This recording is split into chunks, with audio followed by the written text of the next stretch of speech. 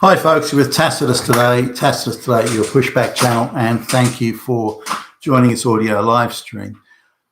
Please listen to this presentation as you would a radio broadcast. In this essay, I'd like to talk about what I see at least is the hugely, incredibly divisive social welfare services that are being delivered to like drug addicts, people like that, street people, people with mental health issues, and people living on the street, the sort of services that are being delivered and how they're being delivered, and the framework of that delivery and the underlying or the underpinning ideology behind it. Now, I came across some induction courses for social workers, and these are social workers, again, that have been given lots of taxpayer money to deliver social work services to people in drug addicts, that sort of thing, and how they're trained and prepared to do that work. And again, the underpinning ideology. And I think it'd be hard to find something more divisive and less likely to produce a desirable result. So talk about blaming sort of one group of society and pitting them against another, and then allowing this to grow and to mushroom into something something huge. So this is the basics of it. Our job as social workers is to make these people, the customers as they would call it, feel better about themselves.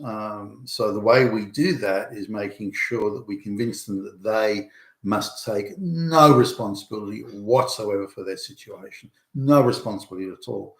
The people to blame, if you're a woman, then it's the fascist Nazi patriarchy that's to blame.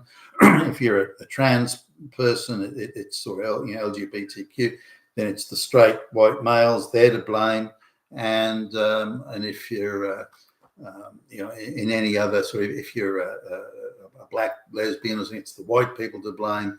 So you need to take no responsibility, and all roads, all social problems are caused by straight white males, because they're the fascist Nazi oppressors.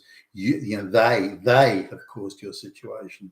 It's not you deciding to get wasted on fentanyl or on alcohol or something. No. It's them, those fucking damn straight white male Nazis, those fucking oppressors. They have done it to you. And so, is that right? You mean it's not my fault? No, it's not your fault. You mean I don't have to take responsibility? No, none. You need no responsibility. They have done it to you. Holy fuck, I'm feeling better about myself already.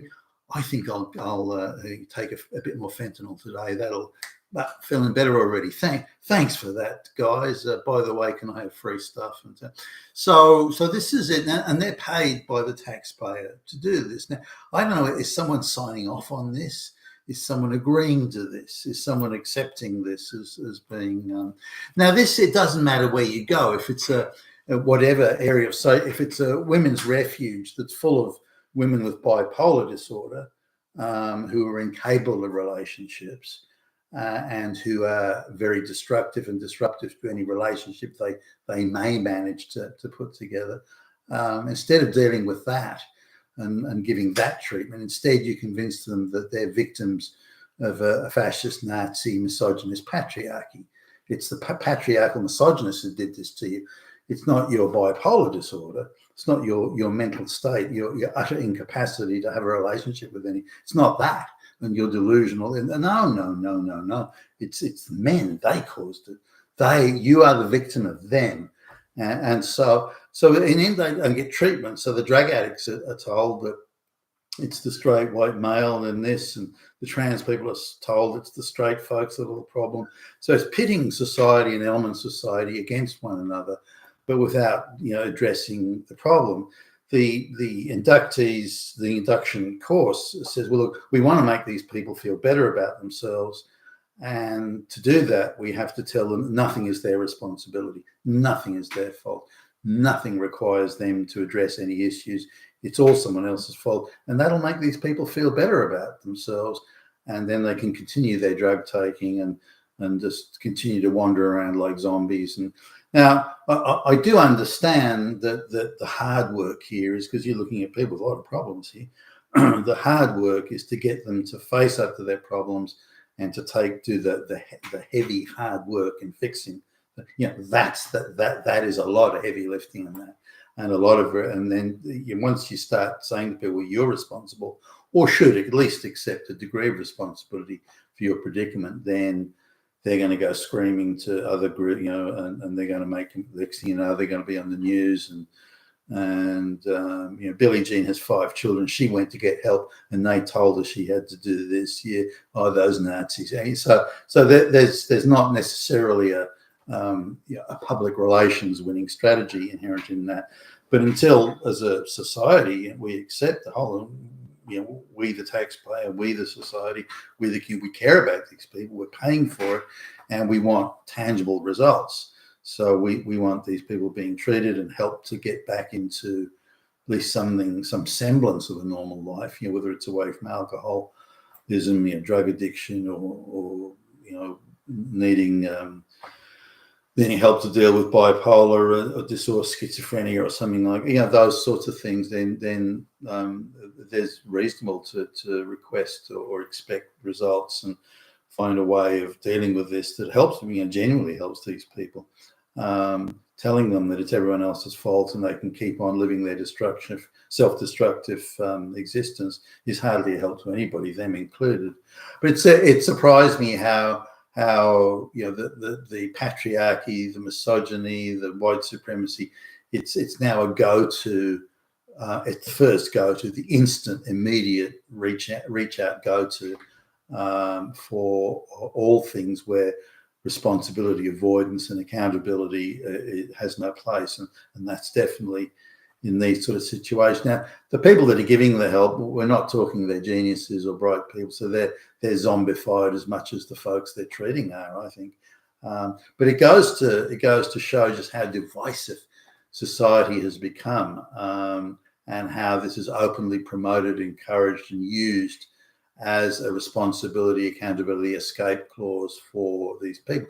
Now, on the other side, and people I've spoken to who are in this area, they say, well, look, pretty much everyone we deal with is, trans or the LGBTQ. They're mostly they're nearly all minorities. There are some exceptions. Now, I don't buy that, because you look at the amount of homeless people on the street in pretty much any Western country, they're mostly men, I assume straight white males.